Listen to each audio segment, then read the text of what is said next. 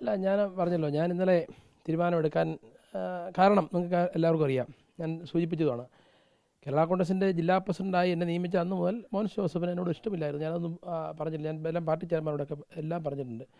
അതിലെല്ലാം ഒരു ഞാൻ പറയാൻ പറ്റുമോ? അതായത് നിങ്ങൾ മനസ്സിലാക്കേണ്ടത്, കോട്ടയം മെഡിക്കൽ, ഞാൻ ജില്ലാ പ്രസിഡൻ്റാണ്, കോട്ടയം മെഡിക്കൽ കോളേജിൻ്റെ ആശുപത്രി വികസന സമിതിയിലേക്ക് കേരള കോൺഗ്രസ് പ്രതിയെ വെക്കണമെന്ന് എനിക്ക് കത്ത് കിട്ടിയപ്പോൾ സ്വാഭാവികമായിട്ടും വേണമല്ലോ, ഞാൻ എൻ്റെ പേര് എഴുതി കൊടുത്തു.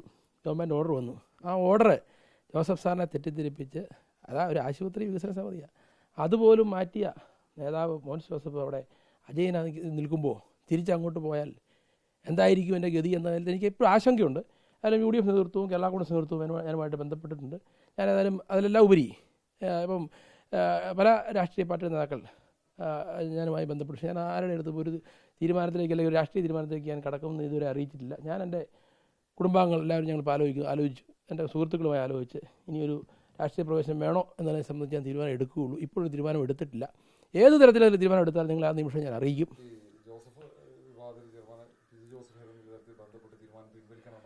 തീർച്ചയായിട്ടും അദ്ദേഹം നിരവധി തവണ ഞാൻ നേരിട്ടില്ല, അയാളുമായി ബന്ധപ്പെട്ടിട്ടുണ്ട്. ഞാൻ അദ്ദേഹത്തോട് പറഞ്ഞിരിക്കുന്നത്, ഇപ്പോഴത്തെ മാനസികാവസ്ഥയിൽ എനിക്ക് അദ്ദേഹത്തെ കാണാനൊരു ബുദ്ധിമുട്ടുണ്ട്. കാരണം അദ്ദേഹവുമായി എനിക്കൊരു അഭിപ്രായ വ്യത്യാസമില്ല. അദ്ദേഹം എന്നെ ഒരിക്കലും എന്നെ തള്ളിക്കളയാൻ അദ്ദേഹം ശ്രമിച്ചിട്ടില്ല. പക്ഷേ എങ്കിലും ഞാൻ ഇന്നലെ അങ്ങനെ രാജിവെക്കുന്നു എന്ന് പ്രഖ്യാപിച്ചതിന് ശേഷം ഉടൻ പോയി അദ്ദേഹത്തെ കാണുക എന്നുള്ളത് എനിക്ക് മാനസികമായി ബുദ്ധിമുട്ടുണ്ട്. ഞാൻ അദ്ദേഹത്തെ അറിയിച്ചിട്ടുണ്ട്. ഏതായാലും എൻ്റെ തീരുമാനം എന്ന് പറയുന്നത്, ഞാൻ ഇനി സ്വന്തമായ തീരുമാനം ഈ രാഷ്ട്രീയപരമായി എടുക്കുന്ന വിഷയമില്ല. അത് ഞാൻ നമ്മുടെ സഹോദരങ്ങൾ, നമ്മുടെ വീട്ടുകാരുമൊക്കെ ആലോചിച്ച് ഞാൻ ഒരു രാഷ്ട്രീയ തീരുമാനം എടുക്കുന്നുണ്ടെങ്കിൽ നിങ്ങളെ ഞാൻ അറിയിക്കും.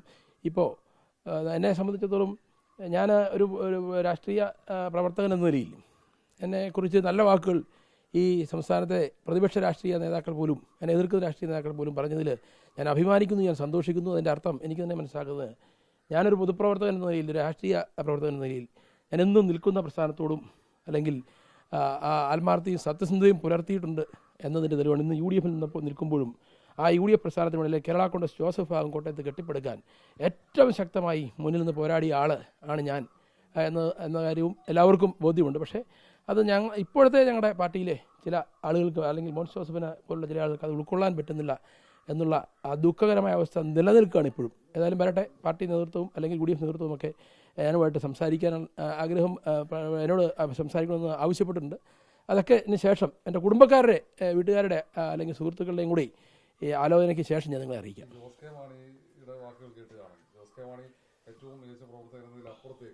ഒരു തീരുമാനം അത് സജീവ് മഞ്ഞക്കടമ്പിൽ എടുക്കട്ടെ തീരുമാനം, എന്നിട്ട് ഞങ്ങൾ അതിന് മറുപടി പറയാമെന്നാണ് പറഞ്ഞത്. അല്ല, തീർച്ചയായിട്ടും ഞാൻ പറഞ്ഞല്ലോ, എന്നെ സംബന്ധിച്ച് ജോസ് കെ മാണിക്കും എന്നെ വളരെ കൃത്യമായി ബോധ്യമുള്ള ആളാണ്. ഞാൻ രാഷ്ട്രീയപരമായൊരു സംഘടനാപരമായ ഒരു പ്രവർത്തനവുമായി രംഗത്തിറങ്ങിയാൽ അതിൽ ഫുൾ ടൈം അതിനുവേണ്ടി അല്ലെങ്കിൽ പ്രവർത്തിക്കുന്ന ഒരാളാണെന്ന് അദ്ദേഹത്തിന് ബോധ്യമുള്ളതുകൊണ്ട് തന്നെ അദ്ദേഹം പറഞ്ഞു. ഞാൻ പറഞ്ഞില്ല, അത്തരത്തിലേക്ക് ഇനി അങ്ങനെ ഒരു രാഷ്ട്രീയ പ്രവർത്തനത്തിലേക്ക് മാനസികമായൊരു തയ്യാറെടുപ്പ് ഞാൻ എനിക്ക് വേറെ ഒട്ടേറെ വിഷയങ്ങൾ, എൻ്റെ പേഴ്സണലി ചില വിഷയങ്ങളുണ്ട്, അതെല്ലാം ഒന്ന് ഉള്ളതുകൊണ്ടാണ് ഞാൻ ഇപ്പോൾ അതിനെക്കുറിച്ച് അഭിപ്രായം പറയുന്നത്. അദ്ദേഹം പറഞ്ഞ നല്ല വാക്കുകൾക്ക് തീർച്ചയായിട്ടും നന്ദിയുണ്ട്. അദ്ദേഹമല്ല, മറ്റ് പല രാഷ്ട്രീയ നേതാക്കളും എന്നെ ആ തരത്തിൽ ക്ഷണിച്ചു. ഞാനിപ്പോൾ ഓർക്കുന്നു, ഇത്തരത്തിലുള്ള ഒരു ഇഷ്യൂ ഉണ്ടായപ്പോൾ സ്വാഭാവികമായിട്ടും സംസ്ഥാന രാഷ്ട്രീയത്തിൽ വളരെ ശ്രദ്ധിക്കപ്പെട്ട ഒരാളാണ് ഞാനുമെന്ന് എനിക്ക് ഇപ്പോൾ ഒരു ബോധ്യം വന്നതിൽ എനിക്ക് വളരെ സന്തോഷമുണ്ട്. ഏതായാലും ഞാൻ കൂടുതൽ ഒന്നും പറയുന്നില്ല.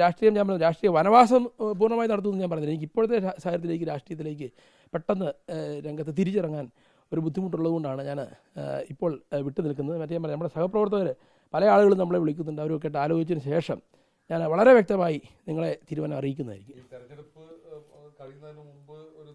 ഇല്ല, ഞാൻ ഈ തെരഞ്ഞെടുപ്പ് രംഗത്ത് ഒരു മുന്നണിക്ക് വേണ്ടിയും പ്രവർത്തിക്കാൻ ഇറങ്ങുന്നില്ല എന്നാണ് എൻ്റെ ഇപ്പോഴത്തെ തീരുമാനം.